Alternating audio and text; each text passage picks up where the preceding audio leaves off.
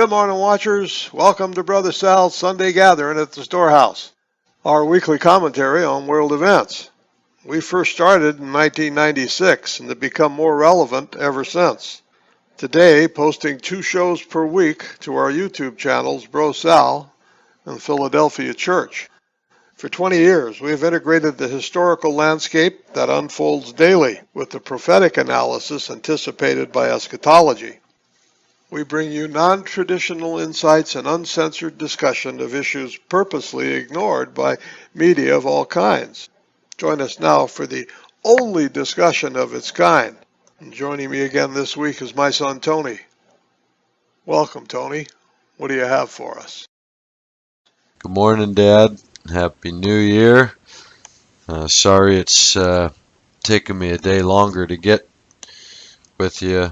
As you know, I've been having to move this weekend, so I'm just now having some time available, but it's given me time to look at all this weekend's news articles, and I think there's really a lot to talk about. It seems very confirming to me.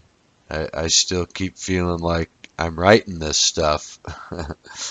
And so I guess we'll just jump right into what's happening here. Sorry, I'm just trying to get a bearing on the different articles. First one here is from Saturday, January 2nd, by Sinan Salahedin, AP, which I guess still means Associated Press. Title of the article, IS counterattacks target Iraqi troops in Ramadi. So from Saturday, we were being told ISIS is fighting back, and we got fighting over there. There's so many articles this week, Dad, that I think that are pertinent. I want to try and read just a little bit from each, and we'll see if I can get through it with the commentary. But Islamic State group militants continued to launch a series of counterattacks against Iraq government forces on the edges of the western city of Ramadi days after the militant group was driven out of the city center, according to the U.S.-led coalition. Quote, the majority of these are outside downtown Ramadi to the north and east, and so far, Iraqi government forces have successfully repelled every attack, said Baghdad-based coalition spokesman Colonel Steve Warren. We haven't seen ISIL mass enough combat power to move Iraq off their positions, Warren added, using an alternative acronym. Iraq's military says Islamic State militants on Friday launched multiple suicide attacks on the outskirts of Ramadi. Brigadier General Ahmed al-Belawai told the Associated Press on Saturday that the militants stuck security forces with 7 suicide car bombs in 2 areas outside Ramadi. Al-Belawi says there were casualties among the government troops, but did not provide a specific figure. He says the troops repelled the attacks and did not lose territory. Okay, I want to move on to so much today, Dad. That's about half that little article about the ISIS attacks, but what I really want to point out, I encourage people to go check this out. This is AP from Saturday, January 2nd by Sinan Salahedin. IS counterattacks target Iraqi troops in Ramadi. And the first photo in this article is a gallery, and so you click on it and you view the gallery, and I don't remember, I think there's about 20 photos or something. I don't want to go through them all right now because I'll spend too much time in it laughing my bottom off. Well, you know, in a commie tragic way, because all of these photos, I mean, where they're describing to me this lashing back of the Islamic State. Now, these are the people that have grown with the money they're selling from the oil. They've been stealing the artifacts of Iraq and Syria, and they're the richest rebel group that's ever existed, and they're taking down airplanes and pulling off sophisticated multiple location attacks, in Europe and all sorts of things, right? They're attacking all over the world. So what pictures do they show me of these people fighting back? So again, there's a car in the first one, the first picture there, and then there's the little ones are in like thumbnails to go to the gallery. But the first picture I'm looking at, Dad, it shows a car that's all rusty. I mean, you can tell this car wasn't recently blown up. The area around it just looks like a bunch of, construction, either something that's been demolished or, it's hard to tell. I mean, I don't see where's the strongholds, where's the fighting, where's the smoke and the bodies laying around. Where are the people fleeing to go join the refugees? Not one single picture, just more of the same. Looks like they went to like the derelict part of anybody's city, somewhere where nobody even lives anymore because they've condemned it. And there's nothing but a few, buildings standing among all the condemned stuff that people have been looting and salvaging through, until someone comes and buys the property for cheap and starts building it again. I mean, every city has that. I don't get it. Where are the places they're fighting over, Dad? So I just thought this was, typical. Never showing me any, reason. Nobody has a camera anymore, I guess, in the middle of all this fighting in this sophisticated world. And then over on the right, in my Yahoo here, where I've got this stuff, what to read next. The top story says Obama to keep 5,500 troops in Afghanistan until the end of, not sure what that says because it ends there 2016, I suppose, since it's Obama's call. 5,500 troops in Afghanistan, and the video below it, or the picture with the caption below it, says thousands of farmers stage protest in Europe over slumping prices. Farmers.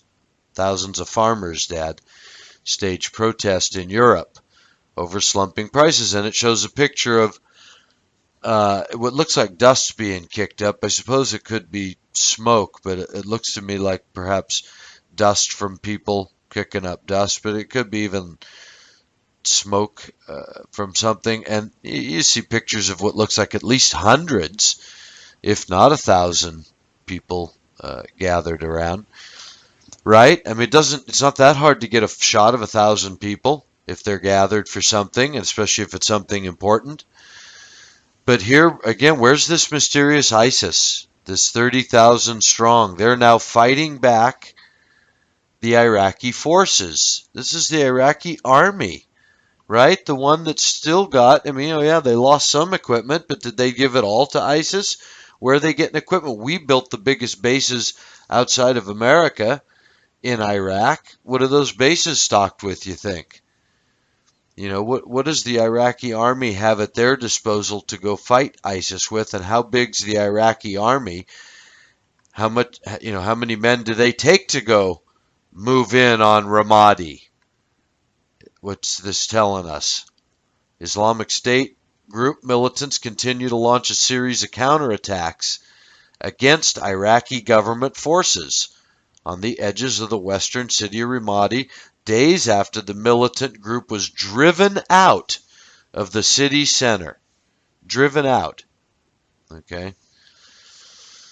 So, but not a picture of that. Just picture burnout cars, broken down buildings, derelict part of town with no sign of smoke rising, blood stained, people's ripped bodies laying in the street because there was just an attack there and somebody with a cell phone took a picture. I mean, not one. I still haven't seen one, Dad, so blows me away. Really, really blows me away. So, yeah, and like I say, we got 5,500 troops in Afghanistan last week or a week before. We read about the that Young Lion, or whatever the name of that program was that our friend sent us, going on every year over there in Jordan, Eager Lion or something, where we got 5,000 troops participating in that annual show of force in Jordan. So there's 10,000 troops, just routine kind of thing. And so anyway, I still find this whole thing, that we can't get around the wag the dog nature of it until we find a context that gives us, something other than that. So now, at the end of all these little 500, I finally figured out how it works, Dad. In my mail now, it's still, I told you last week that it had been about a week or more. Well, this whole week, to keep people updated, same thing. Top stories for Sunday in my Yahoo stories, picked just for me. Animated outspoken NBA ref retires. Um, Hundreds of Muslim workers fired after dispute over prayers. And I actually have that as, one of my, if we have time to get to that today, Dad, that, just sowing those seeds of discourse, the divide and conquer in our own culture, and over, the most absurd sort of fringe parts of the issue, with nobody drawing, making reason out of it, instead making discord out of it. But anyway, these are my stories for Sunday today, and I tell you, it's been the same all week, with, hardly even a story as pertinent as that one about the hundreds of Muslim workers fired in America. Next story: Mom becomes villain, teaching daughter to do the right thing. Kim Kardashian shares first photo of newborn baby Saint West. Here's why the U.S. government suddenly banned a bunch of soaps, body washes, and toothpaste. The outrageous kindergarten application question one mom refused to answer.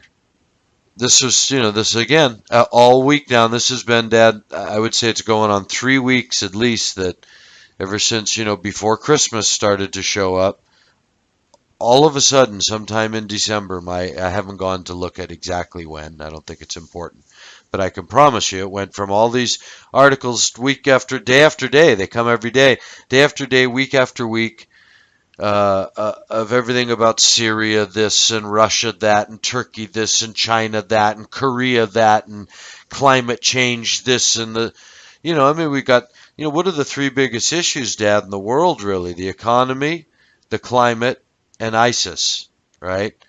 So you'd think the journalism on those three issues would be so deep and thick right now. What with the climate summit that just went down, and the whole ISIS thing, of course, the world freaked out about terrorism, all these things that are going on in the economy, not getting better anywhere, still the refugee crisis, all these things going on. And this is what they give me for top stories. I don't check sports out. I don't follow pop culture, So anyway, I just wanted to keep that. That hasn't changed. Something to me is very weird about that. I don't even know how to put that into it's uncanny. If that doesn't display some subtle measure of manipulation out there. But anyway, when you do go to one of the stories, the story usually is only a few hundred words. Not many of them are in depth, but at the bottom of them, recommended for you, it says, and here I get a whole list of stories fleshed out of that type of topic. And so that's where most of my stories for the week have come from, is just in case anyone's searching that way. If you go to one of those stories that you might find all week, like the Muslims, or maybe any of the others, at the bottom of that story is a whole list of stories, one after the other. And the top one this week, or today, says IS threatens Britain in new executions video. The Islamic State group threatened Britain in an internet video Sunday showing the killing of 5 spies it said worked with the international coalition fighting IS in Iraq and Syria. So, and of course, we always, broadcast whenever they terrorize us. We make sure that it gets out there and we terrorize the world with it. So, IS kills 5 British spies and threatens Britain. So, I've been saying now, what did I say, Dad, months ago? Because this is going to take me to the first article I was, had today was from Friday. Germany lifts alert of imminent attack in Munich. And I mean, I was almost spot on. I mean, not that it took much insight, but when you're looking for these false flag attacks, when you're making the connection of the refugees, being known all along what was going to happen, where they would go, which countries like Hungary were going to pull a hard line because you don't want them staying in Hungary. You can't create much problem for countries like Britain and Germany and France and Italy and all the Western European countries that you're going to suck into this war.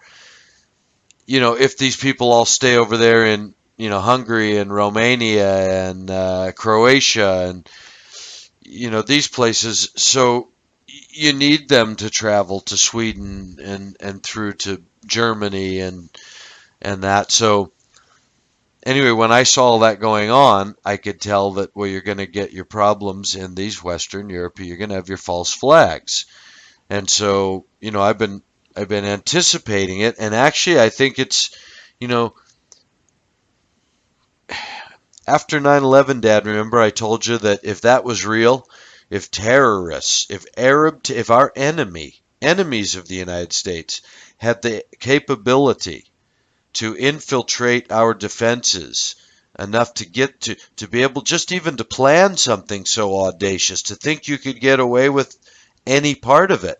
We're going to take over their airliners. First of all, get tickets because, usually you have to be somebody, they check you out.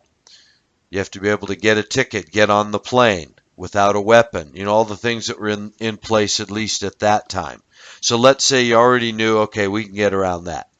We can get on their planes. We can hijack their planes. Well, they have an air defense system that's been undefeated. I forget what it was, 680 times out of 680 times, 100% effective. Planes don't fly around our airspace for, any length of time, but all without some response from one of our defense planes or defense systems. And so, that's all been pointed out so many times in the 9/11 stuff. I'm just using it to show how at the time it looks like, well, if they could do that, if they could pick the right day, get the right planes, fly them around for 45 minutes, hit their, 3 or 4 of their targets, if they had the ability to pull off this level of execution, well, it means how hard is it if all you're trying to do is, go on a kill, send a suicide bomber in to blow up a school or something like that and terrorize people. Go stand out on the middle of a bridge like any other tourist walking across a bridge and just blow yourself up on a popular bridge like the Golden Gate Bridge or, one of these tourist bridges. I mean, I lived in San Francisco is why I'm using that example. I mean, whoa, boy, would that send people home and scared and have the whole nation chomping at the bit. So, the fact that after 9/11, nothing happened. Nothing for years and years and years. I mean, nothing happened. So to me, it showed that, when you call for all out jihad and you've just sort of shown your hand, if you were able to pull off 9/11, and then you don't have anything left in your bag except to watch the big bully who you came and slapped across the face come and destroy your whole world. I mean, that was the big play. Come on, then where are they getting the strength today? I mean, in other words, the story on the surface doesn't fit. Only some deeper story, as we've been talking about for years, fits. And I see the same thing at work. They don't need to kill that many people, fortunately, right? Just the threat and closing down the school puts it in the papers. Just on Friday, the 1st of January, by Christoph Stach, Stache, AFP publication, Germany lifts alert of imminent attack in Munich. So in Munich on New Year's Eve, they had to close a couple of railway stations because of the same thing like California with closing the LA school district. Nobody had to be killed, but it makes front page news. Everybody's scared. Happened on New Year's Eve. I mean, I actually think, you know, it's all coming off quite softer than what I had imagined the false flags would need to be. But if you remember, Dad, I said 2, 3, 4 months ago, whatever it was, with the refugee crisis and all, that watch out Germany, watch out France, watch out Britain. You know, they're just setting it up for all that. Even Belgium and, you know, any of these Western European countries now, because it scares the whole world. The fact that Germany, you know, and it hurts economy. So anyway, Germany lifts alert of imminent attack in Munich. And I kind of want to read it, Dad, to get at some of the stuff in here. Let me just read a few paragraphs just so everybody can fit it into the context of what I'm saying. German police on Friday lifted an alert of an imminent attack in Munich hours after evacuating 2 key train stations over fears jihadists were planning a New Year suicide bomb assault. Officials said they were tipped off about a plot by the Islamic State group to strike at the southern German city shortly before midnight as Europe prepared to ring in the new year in an atmosphere of unprecedented security. European capitals have been on high alert since November, when IS jihadists slaughtered 130 people in a series of gun and suicide attacks in Paris, stoking fears new assaults could happen over the Christmas and New Year's holidays. But German investigators, acting on information from, quote, friendly countries, including France, said they have so far failed to substantiate the threat. Unfortunately, don't get too happy because, quote, overall, I would say that the situation for Munich is as it was before this threat of attack, Munich Police Chief Hubert Andre told journalists on Friday. Investigators had in hand the names of some of the 5 to 7 suspects allegedly planning to blow themselves up at locations including Munich's main rail hub and passing station in the western part of the city, he said, but have not yet found any evidence. They have the names in hand. Now, recall, we have examined, this is back to a quote in the article, we have examined data relating to these names, but at the moment we do not know if these names are correct, whether these people exist and where they are, he said, adding that the suspects were allegedly from Iraq and Syria. They don't know if they exist, but they're allegedly from Iraq and Syria. Who gave them these names? Friendly sources. France, the country of France, knows, right? The intelligence of France knows that 7 people that they can tell them by name are going to blow themselves up in Germany on New Year's Eve. So it's just, I don't know, all this intelligence, right? And yet we're always behind the, we're always playing catch up, of course. But they're trying, again, they don't say here, simply if there's information we have to act, right? That they didn't know if these people existed. Nevertheless, the police chief said if there's information we have to act, warning in a statement that the security situation in Europe and Germany, quote, remains serious in the new year. Security agencies continue to expect a high threat stemming from international terrorism. Police warned via Twitter. Just over an hour before the new year, police ordered the evacuation of the 2 stations over a possible terror attack, issuing alerts via Twitter in several languages. So anyway, they emptied them out, and it came to nothing. But it seemed like the California Southern California schools, it amounts to the whole world keeping up on the terror alert without having to kill anybody. So that's the good news. Anyway, on to the next article. Saudi execution of Shiite cleric sparks outrage. Now, this is really big, Dad, in what we've been talking about with the Sunni Shia civil war. So let me read some of this. Saudi Arabia's execution Saturday of a prominent Shiite cleric and 46 other men prompted outrage in parts of the Middle East, with Iran warning Riyadh would pay a high price. But several Saudi allies offered their support after Riyadh implemented death sentences against cleric Nimr al-Nimr, Shiite activists and Sunnis accused of involvement in al-Qaeda attacks. Iran's foreign ministry spokesman Hossein, or Hassin, hard for me to pronounce these names I'm not familiar with, Hassin Jaber Ansari, Iran's foreign ministry spokesman, strongly condemned Riyadh for executing Nimr, N-I-M-R. I'm not sure how that's pronounced, but that's who they killed, Nimr al-Nimr, despite repeated Iranian requests for clemency. The Saudi government supports terrorist movements and extremists, but confronts domestic critics with oppression and execution. The Saudi government will pay a high price for following these policies, he said, quoted by the official IRNA news agency. The execution of a figure like Sheikh al-Nimr, who had no means to follow his political and religious goals, but through speaking out, merely shows the extent of irresponsibility and imprudence. Parliament Speaker Ali Larijani also condemned Nimir's death, saying Riyadh would not emerge, quote, easily from the quagmire they created by the martyrdom of this great sheikh.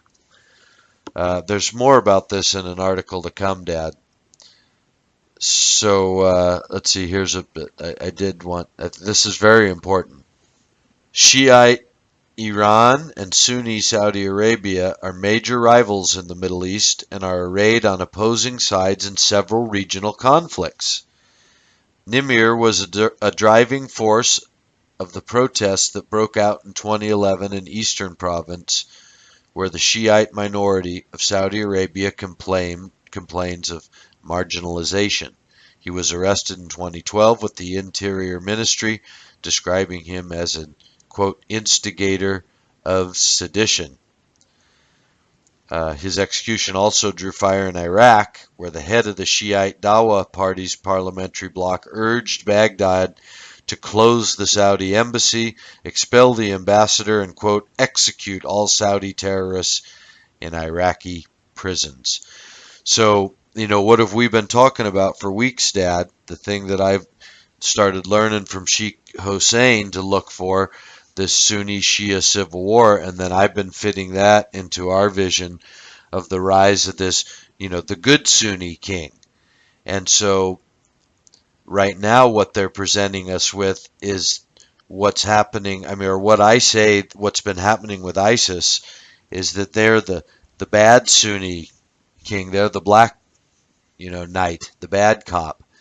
And what they're being used for, they say in the world that they're chopping people's heads off, they're going after the West, they're a self-proclaimed caliphate, all this wag the dog stuff, and then they show us pictures of old rusty cars and broken down buildings and talk about a war with ISIS. And 8,000 bombs dropped, and what have they shown us? Where have they, what swaths of land, what targets, what journalism has come out of this year of fighting an enemy who's terrorizing the world. So I find it just amazing that all of this is can only be understood in the context of a plastic vision like a masquerade ball, where we're trying to get behind the fancy looking, highly decorated, elaborate costume and look at what's really going on under there. And so, yeah, I'm seeing that what ISIS has really been doing is they're there to kill off all these Shias, that are in the area that the good Sunni king's going to take over, and they're doing it through the development of the boogeyman enemy, the bad Sunni king, the bad caliphate, the one that wants to take over for Allah and make Islam the religion that's going to kill the world and kill everyone, and allowing the world to go along that narrative until the good Sunni king comes up, and then they can start getting behind his story that that's not really Islam at all, and real Muslims can't do that, and they got to stand against this. And see, and that's why I've been saying, if you look back, Dad, for some time, when it looked really desperate, I've been saying it's not desperate enough the way, in this vision I have of it, because that's how desperate it's got to be. That the bad caliphate is so bad and is so threatening these other countries, these other sovereignties, and the war that they're bringing to everybody, that the good Sunni caliphate is a relief to everyone, and through peace he destroys many, the prophecies tell us. So anyway, that's the second article. That was from January 2nd from AFP. Saudi execution of Shiite cleric sparks outrage. Okay, now draw that in now to the bigger one of the World War III, because it's not just an Arab conflict. If we look at the thing we've been tracking back since our show a few weeks back about planning World War III, engineering World War III, and planning World War III, that there's been these group of people that for 100 years or more, since the end of the 19th century, really have had an idea of how to control the world, and to do it through the use of their money, which by that time they'd had rolling for about 300 years. The banking system started in the 1600s. So, 200, 250 years of banking by the time you get to the end of the 1800s. These guys have got banking down, and that power that they'd grown in 200 years could now be leveraged towards something. And I say that's the most accurate look at history, is to see what it has been leveraged against in looking at the last 100 years and the way these three world wars have played out.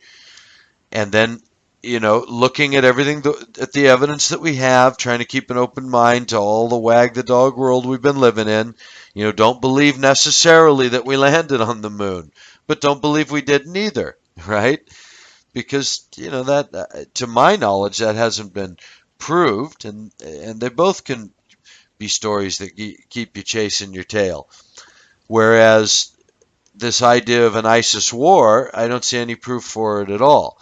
The idea of airplanes flying into buildings that were designed to withstand the impact of airliners, and instead of withstanding them, the airplanes flew right inside of them, like the buildings were made of paper, that just can't happen in the physical universe we know, right? I mean, come on, that didn't happen. What are we looking at? Where do we get our context for what's going on in the world? So I'm looking at it as at least this 100-year-old scheme, and the possibility that these predicted wars, not planning World War, predicting World War, that was what the show was called. These predicted world wars that come down to us at least from 1958 through William Guy Carr, claiming to be repeating the what supposedly came down from Albert Pike, and from the end of the 19th century. And in that Third World War, it said the agents of this power structure were going to foment a conflict between the state of Israel and Islam, to the point of mutually annihilating both. And that some scourge that was going to be created was going to be so bad in the world that the world would have to respond, and that it would ultimately bring about this conflagration of what had been set up all along, let's call it, for the sake of argument, Christian response and an atheist response. The ones that believe in God and the ones that don't. all coming together, meaning basically the Russian side being this atheist communism that was set up at this time 100 years ago. That's why I'm fitting all these pieces together, because this last 100 years, you might go back to the Greek times and wonder, what part of it can we believe? People want to dispute the times of Christ and all, because how much of the reporting can we put down to be valid?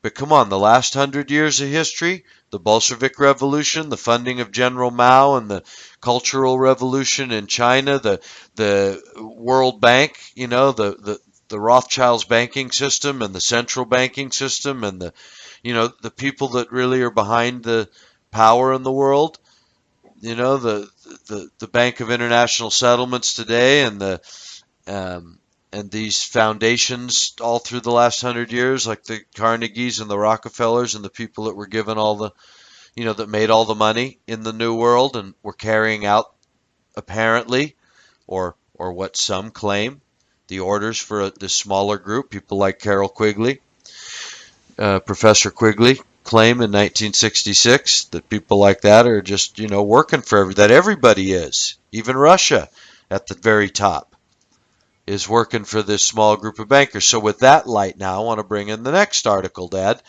from Reuters, January 2nd, Saturday, by Vladimir Soldakin. Putin names United States among threats in new Russian security strategy. Ooh, right? As I've been saying all this time, where'd they get the money to build up this weaponry, and now they're naming us, us, when I say us, the United States, a threat? How's that for dropping the ball with regard to winning the Cold War, and then, right, and then just going out of the frying pan and into the fire? So a new appraisal names the United States as one of the threats to Russia's national security for the first time, a sign of how relations with the West have deteriorated in recent years.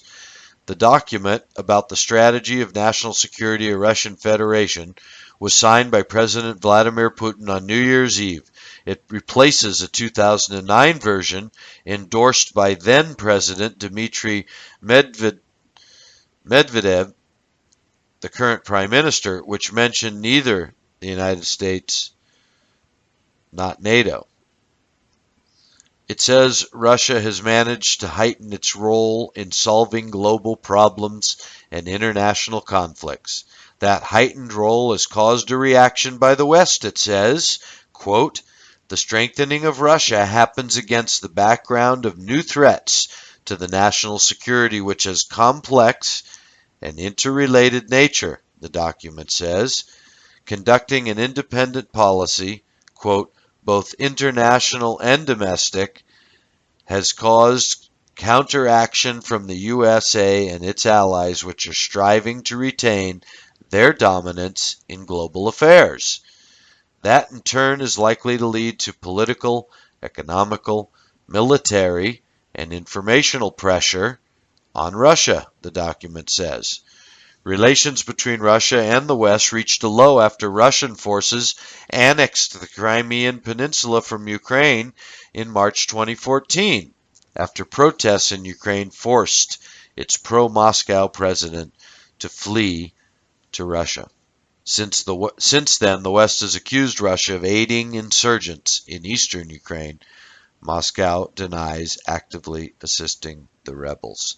So, of course, the whole thing in the Ukraine is, most of the alternative media seems to be well aware, is that the U.S. is just the same typical pattern like the false flags. The protests in Ukraine that forced its pro-Moscow president to Russia. This is the pro-Moscow president that was elected by all the people of Ukraine in their free elections, quote unquote, that said, yeah, we want to be with Russia, so they annexed the Crimea, seeing perhaps the writing on the wall in this deeper picture, whoever's pulling the strings. Remember, the people down the line, I don't believe, the rings outside the rings, don't know. They're just giving their orders. And when you're running Russia, or the people that are getting their money and doing their thing in the power positions of Russia, just like every other country, is doing what they're told to do. And so they've been rearming for 10, 15 years, and now they're trying to get in position to have some power in the world. And the people that have been pulling the strings of America have been letting it, soak its country of riches, give it to the elites, watch its country deteriorate. And if that letter, out of supposedly at Albert Pike is true, what does it say? They're trying to deteriorate that social fabric, the religious fabric of people to get them, what to believe in, right? They put all their faith in this crazy capitalist, selfish, ego-based system in the West, and all it did was completely let them down in the end and brought them to world war. So anyway, if that is what's being fomented on a deeper level or not, it's just interesting. That's what we have, and you see our pattern in the fact that the Ukrainian crisis. We go over there, foment the protest, which means the president had to escape for his life, right? You either get out of here or you're dead. Now we put in a pro-American style president, and all of a sudden you have civil war in that country, which just before had elected a pro-Moscow government. And we accuse, of course, Russia of fomenting it all. We accuse Russia of meddling in getting the pro-Moscow president in place in the first place, right? So in other words, and where's our journalistic proof? Where's all the dirt, so that can be really brought before some world court, even if that world court is the population of the world, and show them, look, here's the real deal. Here's what these son of a guns really did. But no, it's always just this blah, blah, blah, never any proof, always just this brainwashed, brain dead type of journalism. So anyway, I'm just pointing out it's fueling or putting into place the seeds of this possible future Third World War, which I say isn't still for, at least 7 years and probably more like 10 years, maybe more. So these are just the seeds of it, all being fostered and festering like a wound, like a little cut that doesn't look so bad. But then as time goes on, it doesn't heal, it festers. So anyway, Putin names United States among threats in new Russian security strategy. And again, to me, if that's not dropping the ball, where 25 years ago they were dead broke, being looted by oligarchs, people starving in the winter, right? They were needing international aid, while we were told that the the money people of the West, whether they were Americans or just Western interests, multinationals and those sort of people, were soaking up their resources. That's what the oligarchs were getting rich on, selling all the multinationals the resources of Russia. So, when did those people lose their property rights? When did Russia suddenly become so strong, and who funded it? And all of a sudden, 25 years later, from totally looted to naming the United States among their, the threats to their security strategy. Anyway, okay, now let's work a couple of more pieces of the puzzle this week, Dad, from Saturday, also AFP, January 2nd.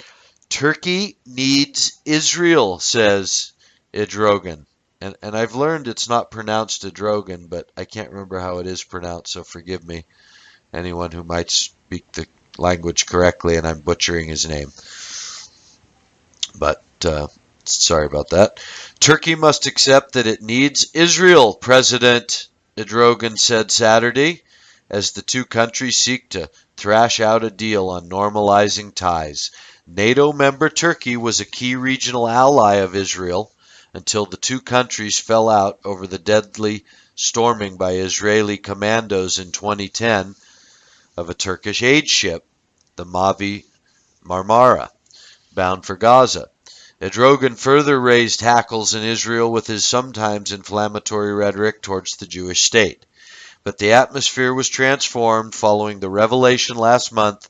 The two sides were making progress in secret talks to seek a rapprochement. Quote, Israel is in need of a country like Turkey in the region, Erdogan said in remarks to Turkish reporters, published in Leading Daily Saturday. and we too must accept that we need Israel. This is a reality in the region, said Adrogan. Quote, if mutual steps are implemented based on sincerity, then normalization will follow. So anyway, this is quite interesting, huh, Dad, considering that tidings from the north and the east trouble this false Messiah or this white horse king or whoever, it's who's going to be the false Messiah. This, or not necessarily the king of the north, let's just say. The king of the north, which is Syria. See, so let's bring it up into our world and say what I've been pointing out. Okay, the Hashemite king of Jordan is the white knight. He's the white caliph. He's the good cop. This Baghdadi is the bad cop. He's being raised up so that the good cop can be given his territory. So all the wet work, the killing is being done in the name of the bad cop, ISIS, killing all the Shias and driving them back so that the Sunni caliphate can be handed to the good cop. However, the Turks under Adrogan also have a claim. They're Sunnis and they want the caliphate because they feel they are the caliphate that's been around because of their history. They're the one that had the Ottoman Empire for 500 years and spread all over the world, and they imagine that satisfies much of their scriptures in the way most of Christianity misunderstands, Daniel and Revelation and the way scripture's being fulfilled, through time and in our time. So anybody can just go take parts of scripture out and imagine that they've found the revelation of it or the satisfaction of it in their time. Only if it fits the whole tapestry of Scripture is that true. And so the Islamic eschatologists are doing that same way as the Christian eschatologists are doing that. Just essentially raping Scripture for any particular verse that they can use to support some theory. And so I'm just trying to bring it back into my general picture of all the scripture I know, all the tapestry I know that has to work out. And you do have the idea that in the end, the king of the north is going to worry about somebody coming from the north. And that's always seen to be Turkey. Turkey's the place where the 7 churches are. Turkey's the place, where Satan's seat is, according to the 7 churches in Revelation. I mean, Turkey is that old land that was fought over. It's where they started up the Ottoman Empire in the beginning to slaughter all the Orthodox Christians, and then it's what Russia was promised. The Tsars, the Christians of Russia, were promised after we get rid of those Ottomans after World War I, you can come back and have that. And then they were turned on and slaughtered instead for 80 years, right? I mean, the history of that, I can't stop repeating it. 10 million Ukrainians through the 30s before you even get to the Holocaust of the Jews, right? So, I mean, think about this history and what's really gone on the last 100 years. Who's paid for all that when you know that they've been paying for both sides of the wars since the Revolutionary War, of France, of America, of the Civil War? All those things are pretty well recorded now in history. They're just not taught in mainstream media. You're not going to see it on your New York Times, except to allude to it in a way that pacifies those that think that they're getting something without really getting the whole story. And that's the danger nowadays. How do we know we're getting the whole story? Shoot, I don't trust anything anymore. Even the alternative media on the internet, I think, is fed most of their stuff so that most of them wind up being a million mouthpieces for the 100 stories that are being leaked at any one time. And how many people are out there like me and you, Dad, just going through it individually and giving our opinion and unaffected by anything except the particular propaganda that we're being affected by, which is why I try and keep it open. I want to know what Islamic eschatology says. I want to know what history says. I want to know what Christian eschatology says. I want to know, what the New York Times says and all the mainstream media just so I can gauge it. When I know already what kind of way they deal in garbage, right? How they deal in propaganda, how they talk about 9/11, how they talk about the war on ISIS, how they talked about the Arab Spring and Sandy Hook and all these false flag events without ever raising that flag. Hey, wait a minute, why does this stink of that false flag? Why is 9/11 so full of holes, and why haven't the Arabs, these enemies of ours, I shouldn't say Arabs, that's terrible, these enemies, whoever they are, this extremists, why haven't they been able to attack us really in 15 years and carry out their jihad? Why are suicide bombers always able to turn on and turn off so easy that you got the names of the ones that are going to come and do the suicide bombing like you recruit them in the paper? It all just doesn't add up, right? And if you read any of your papers or watch any of your news, I don't care if they're your favorite ones, because of course they use as much, New York Times, Washington Post, whoever they are, they make it look really real. Of course they do. But I say, when you look at it over time, when you read that, that perhaps, Dad, is the value that people might get from at least listening to our perspective. That we've been looking back over time. I can tell you what they were saying during the Arab Spring, and they were wrong. I can tell you what their perspective is on 9/11, and it sounds a lot like the official story. I can tell you what they're saying about ISIS, and boy, oh boy, you sure don't get much journalism. I sure don't see them questioning why I can't get a picture of this war that's going on. Why there's not one single piece of photographic evidence of people fleeing this terrible army when you got photographic evidence of 1,000 farmers gathering to protest prices going down in Europe. Okay, so next one now, let's bring it even into another realm of it. The Pope. This is also from AP on January 1st, 2 days ago, by Francis D. Emilio. Pope, now's the time to end indifference, false neutrality. So the Pope's saying, he's wishing for a year better than 2015, called for an end to the arrogance of the powerful that relegates the weak to the outskirts of society, and to the false neutrality towards conflicts, hunger, and persecution that triggers exodus of refugees. Now, all of this is, said in this wonderful way. We should all love one another. What's wrong with that? What I wanted to point out down here, that we know, however, that with the new year everything won't change, and that many of yesterday's problems will also remain tomorrow, the Pope said, as he did in his homily earlier in St. Peter's Basilica. The Pope issued a caution that, quote, the enemy of peace isn't only war, but also indifference. And he decried barriers, suspicions, fears, and closures toward others. So all these wonderful things, but I say that it's setting up for the solution, which is going to be sharing that mount. I say that's why our Pope is so gung-ho about we all got to come together. I'm sorry, I'm reading through this article, Dad. I thought there was something that I wanted to find out of there, but it's, all the words are so true. We ask how long human evil will continue to slow violence and hatred in our world, reaping innocent victims. So it's all, it's like political stuff. Francis cited no country, continent, or conflict, but his words clearly evoked images of the refugees and migrants, more than 1 million of whom flooded into Europe from Africa, the Middle East, and Asia in 2015 on dangerous sea or overland journeys. So anyway, I see, Dad, that what the Pope's being set up to do is to, acknowledge these great things that the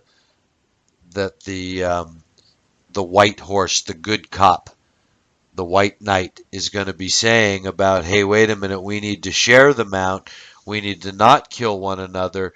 Islam isn't a religion like that. Hey, we used to be friends. Pope and I are buddies. Don't you know that?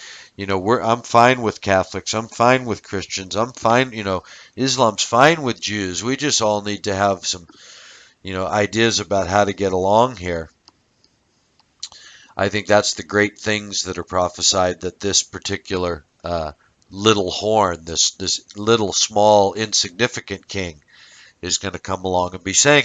And the Pope's been being set up the last year or two to in this whole bigger picture to be able to confirm all that by not. I mean, the Pope's always. I mean, isn't that what the Pope's? So when I read these things, they say that the Pope's saying like, well, what did the last Pope say? We all need to be selfish and we need to support industry and hey, screw the poor. And I mean, come on, what's the Pope? What position's the Pope supposed to take? What's funny is you don't see the Catholic Church selling off any of its billions and actually feeding the poor, right? I mean, not that nowhere in the whole church isn't the that social calling. Of course there is, and thankfully there's the little pittance that comes out of those selfish bankers does feed some poor people and do some good things. There's no doubt about it. It probably used to be the one of the sole institutions for good in the world was that there was a particular group of people that had access to money that whose job they felt it was to make some difference and do some good in the world, and they did the best they could with what they were given. And just like any other politician or teacher or someone in a position of sort of trying to get the funding for what needs to be done, it's an uphill battle when you're dealing with the people giving the money out, whether it's the school system and fighting for better lunches or better child care or health care or equipment for the schools, or whether it's the clergy saying, well, but I got this many people starving, I can't feed them all for that kind of money, and the church saying, well, do what you can with what you've got. And so that's the way that the church is, which is why I think if anything, the Catholic Church could certainly be qualify as the Laodicean church. Anyway, so the Pope's been on the rampage, though, in the mainstream media as sort of the good guy Pope, right? He's against all these bad capitalists. Bad capitalists, how can you do that to the world? Bad for you. Funny that word isn't standing up during the time the capitalists are doing that and using all his influence and power to point out which capitalists are doing which bad things and using all that money influence to sort of change some of those things, to bring to light some of that darkness, right? That's how it's all just political hot air, like Obama's election campaign 8 years ago. That's how I knew it was false, just like I know this Pope is false. Yeah, saying all the right things sounds lovely, but where's the real work, right? Where's the real change of pointing out, where's the real risk coming to the Pope by pointing out who's really screwing things over and how the people, funding the types of organizations that can change that and getting behind that with their money and their power and using that money and power to actually change things. That then you could say, oh wow, there's a church. So anyway, the Pope's, I think, being broadcast to the world right now is someone who we can all see is trying to do his best for the needy of the world, trying to be a peacemaker. So anyway, that's how I see that. Now you got in Reuters on Saturday, EU warns of dangerous consequences of Saudi cleric execution. And this is, to me, Dad, this is probably the highlight of the week where this Sunni Shia thing's come to the forefront for me. Something I've been talking about for weeks and weeks just because I started learning something about this subject from Sheikh Hossein and realizing that there's some reality to this built-in conflict for whoever's pulling the strings and funding both sides. So anyway, let me read a little of this now, if I have a few minutes left. All right, Dad, here's a final article from Reuters, just early Sunday. Iran leader sees divine vengeance for Saudi cleric execution. Iranian Supreme Leader Ayatollah Khamenei attacking Saudi Arabia for the second straight day over its execution of a prominent Shiite cleric. Said on Sunday politicians in the Sunni kingdom would face divine retribution for his death. The unjustly spilled blood of this oppressed martyr will no doubt soon show its effect, and divine vengeance will befall Saudi politicians, state TV reported Khamenei as saying. It said he described the execution as a political error. Saudi Arabia executed Nimr al-Nimr and 3 other Shiites alongside dozens of al-Qaeda members on Saturday, signaling it would not tolerate attacks by either Sunni jihadists or members of the Shiite minority seeking equality. Khomeini added, this oppressed cleric did not encourage people to join an armed movement, nor did he engage in secret plotting, and he only voiced public criticism based on religious fervor. In an apparent swipe at Saudi Arabia's Western allies, Khomeini criticized, quote, the silence of the supposed backers of freedom, democracy, and human rights over the execution. Why are those who claim to support human rights quiet? Why do those who claim to back freedom and democracy support this government? Khomeini was quoted as saying. So, anyway, Dad, I see this fitting into this whole picture of Saudi Arabia. We also know from the prophecy in Daniel, it says that this king of the north will attack Egypt and the oiliest regions of the land. And so we've expected for many years, from our perspective, watching history come about, that at some point Saudi Arabia would fall out of favor as the coddled sort of state in the Middle East, by the United States, even though all of these things, as one of the people who's been watching more consistently now on YouTube pointed out in the beginning, why is it that we build mosques in our country, but they don't build churches? And I've been pointing out for some months that the intolerance, I think, is built into the system. They need that, black cop, bad cop, to show the good cop. And so at the time, they needed the Saudi Wahhabi extremist regime so that they didn't wind up with a true Islam caliphate of hundreds of thousands, millions of people across that whole Middle East that all followed one leader. Then how are you going to defeat those people? How are you going to divide and conquer those people? So right off the bat, when England screwed them over with the Hashemite Caliphate of 1917, we gave them, or England gave them, this Saudi Arabian power. And that's always been the one that's, kept things sort of violent and extreme in that region. And so, I say they're purposely kept at that end of the spectrum, Dad. They're purposely this group that cuts heads off and acts so terrible, because one of these days that territory is going to go moderate, and it's going to be under the caliph that they originally promised all the territory to.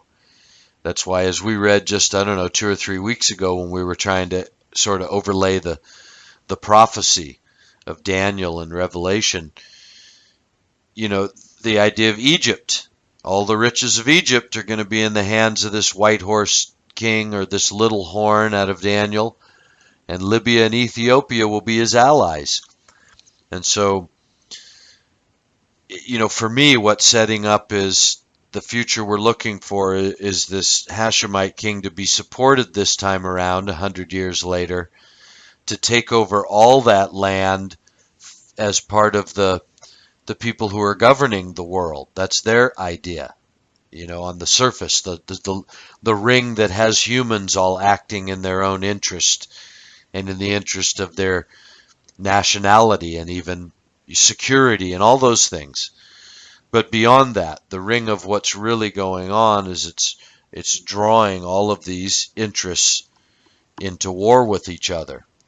And I say it's because it's already been determined for some time now who the next one's going to be, right? They didn't take out Mubarak not knowing what was going to come next, letting the vacuum be filled with this radical extremism like it surprised them or isn't serving their purpose. I believe that that's, impossible to look at all the evidence and think that. It's much easier for me to see that, in fact, this is, it was Mubarak's time to go. It was Iraq's time. It was time to pull the plug and move on to a plan that's been generally in place for perhaps 100 years, but keeps getting closer and closer in the world of human relationships and the physical universe, as, the things that we don't know, the things that are going on behind the scene are getting closer into place. And I say, when it comes to ISIS and all that, it's killing these Shiites in Yemen and in Saudi Arabia, perhaps. That's, who they got to execute. All these people they've been rounding up that aren't going to stand for this moderate caliphate that's coming, and that is destined, I believe, to take over Saudi Arabia, which is why they're planting the seeds now of Saudi Arabia's death. Ever since the king died, they've probably been waiting for that. And now this new regime's not going to make it. They're probably being told they're going to make it, because remember, Daniel tells us that come this time when they'll sit at a table and lie to one another, these kings, these 10-toed kings, or these 10-horned kings, will sit at a table and lie to one another. So what are they lying about? There's a bunch of intrigue going on right now in the world, and of course they're having to base their security on what weapons they're getting from who, what they can defend. That's why the whole ISIS thing is so outrageous. Jordan and America can have America can send 5,000 troops a year just to participate in a naval exercise, or in a military exercise with Jordan, just to show how strong they are together. We can keep 5,500 troops in Afghanistan, for undisclosed reasons, which I've disclosed many times, as guarding poppy fields.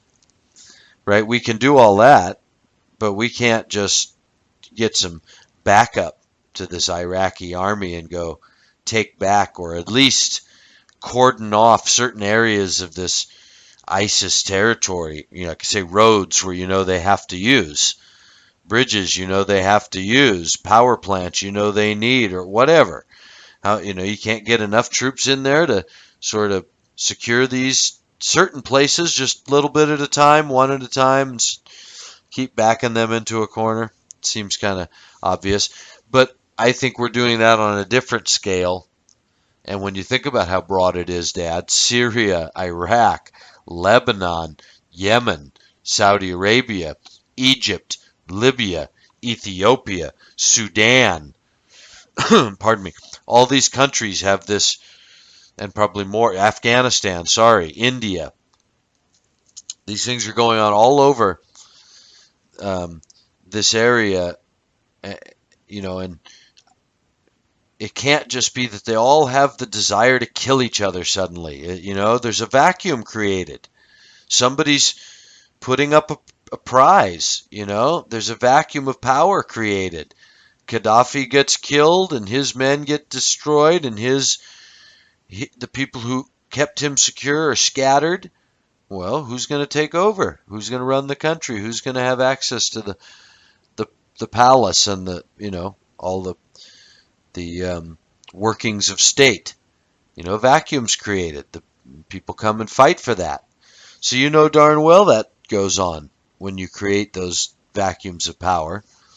And you would think, with all our time and energy and money in that area, going back all the way to the 50s, America I'm talking about, all the way for 100 years when you consider England and the ongoing interest of the state of Israel. Darn it, when did we ever lose, when did we ever get so out of control where we don't know nothing from nothing over there? We're just chasing around bad guys now because we don't have any intelligence apparatus and we don't have any ability to uh, predict strongholds and fortify them and all that kind of stuff. So anyway, Dad, I've been saying it for a while. I don't buy that outside of this deeper context that ISIS is doing a job. This ISIS is the mercenaries that are being said. That's the same thing, Arab Spring was. That was just the name for mercenary uprising. Same thing in the Ukraine. These protests that sent the president that was elected by the people, or let's just say the pro-Moscow president running for his life, right? These are all mercenary things that get done. So when you look at it in that context, for me, Dad, we're in a mercenary world right now. I mean, we have been all my life, but I mean, this is any of your news items, any of your, history happening in the moment. All of these things that are history that are unfolding for us, need to be seen in that light. You have even China. I saw one of these articles, Dad. They're revving up their military. I've been noticing that for a couple of weeks. Like I said, China. What's the precedent for all of this, right? You and I have been keeping up on this stuff for a while. Since when? China was the slave of the universe a few years back and had been since the Cultural Revolution when that did such good for them, that whoever invested in that. And then now they've been the slave of the industrial world for a generation. And all of a sudden now they're gearing up for war. They're going to turn against the Western culture that's essentially whose paper they hold. They don't have any value outside of the IOUs they have from the people they've been making all the junk for. But they're going to turn on them and go to war. So I only read the top of this article, pointed out they have the largest standing army in the world. And they're going through exercises to sort of start prepping their army for military action. It's like, why? Who does China want to fight? Why does everybody in a world of declining economy suddenly want to fight? Why? Because there's a few.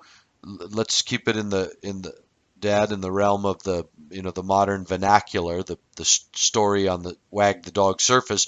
There's a few Islamic extremists, right? And they're terrorizing the world. Well, but they've been around since at least 9/11. Right?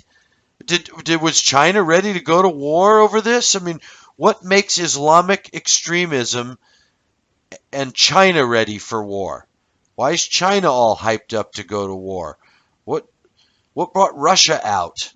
If just to combat Syria, but before that, what was Russia's beef? It's only 2014 that this thing with the Crimea. So, what's been going on the last 10 years that all of a sudden relations with Russia are so strained? So, I say, Dad, we're being set up I can see how the bigger context is playing out through the way the mouthpieces in the media tell us the stories.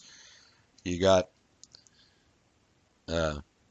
Turkey and Israel claiming to be friends so that you don't have this obvious enemy there in Turkey, right? You got someone that still has a potential claim to be their caliph or be the caliph of the Muslims and a moderate friend of Israel with perhaps a secret desire to overrun Israel themselves. But after they've used the weapons to take out Iran, I suppose, or Syria. See, what's being promised to these different people? What is Turkey really thinking they're going to get out of this? What does Jordan think he's getting out of it? what is Assad fighting over? What's Russia fighting over? Right? Change of property, change of who has the say over what, see? Syria, that was given to France. France made their deals with Russia to keep the balance of power. When you look at the whole, Quigley and William Guy Carr angle, Dad, of balancing this whole thing so that they can support the wars and get to where they want to go in the world through predictive war, right? So that they were able to, build up Hitler and then crush Hitler and then create Russia after World War One, and then keep Russia weak with the Bolshevik Revolution so they couldn't take Constantinople. But then during World War Two, to go ahead and, after World War Two, give all that area, the old, I'm sorry, what's it called? The Caucasus and all that, Balkans, to Russia. Just gave all that to Stalin, a murderous maniac who went around slaughtering people.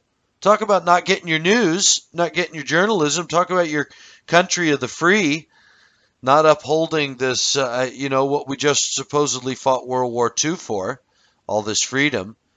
Then they go and give this big area of Eastern Europe, and what else explains that except what's explained in the supposed Pike letters about keeping this balance of power.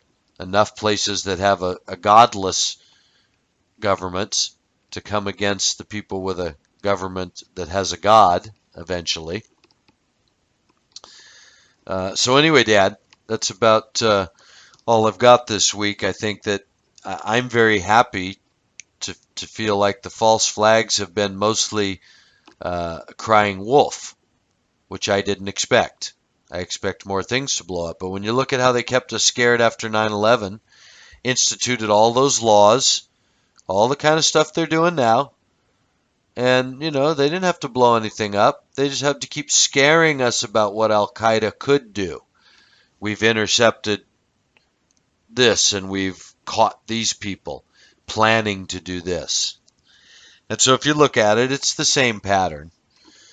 And so I think that's at least good news for most of us, that innocent people don't have to die, as many innocent people, for them to keep us on their plan. But of course, the eventual plan is for these wars. And I think people should keep watching out for the rise of this good king. ISIS has to keep being made out to be worse.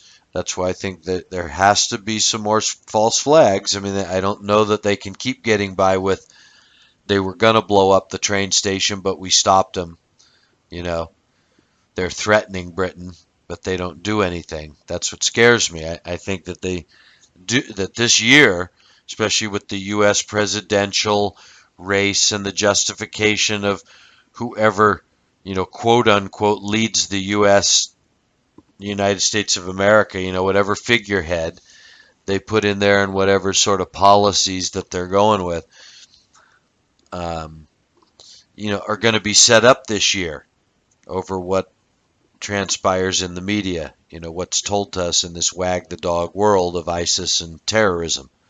So, that's the way I'm watching it anyway, to see what develops. But what I'm looking for is that the Hashemite king of Jordan's eventually going to come out and be the one that gets supported, the one that's going to rise up to be the good cop and help defeat ISIS, help save Israel, or at least in the defeat of ISIS, when the Sunnis give him this crown, he's going to use it to say, let's make friends with Israel, let's share the mount with Israel.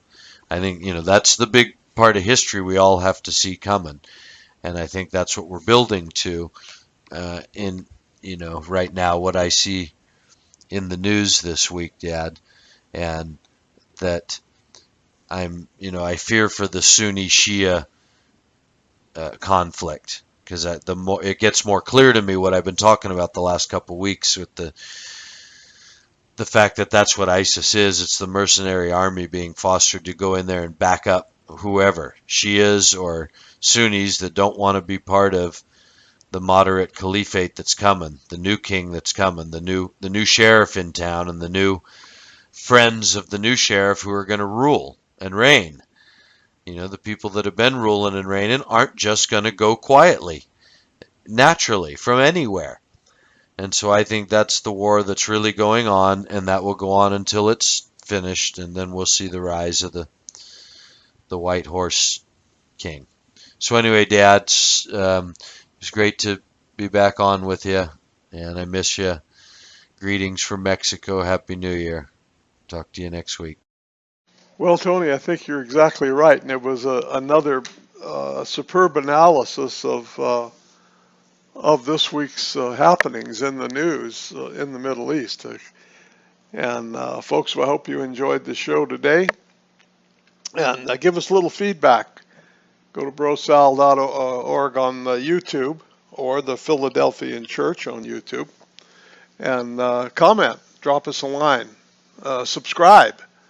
And if you like what you're hearing and you want this to continue, drop us a frankincense offering. There's a button right up on the right-hand corner of the title to keep this ministry and the word coming to you. And for Tony, I'm Brother Sal. Till next week, we want you to have a great day in Christ. Thank you.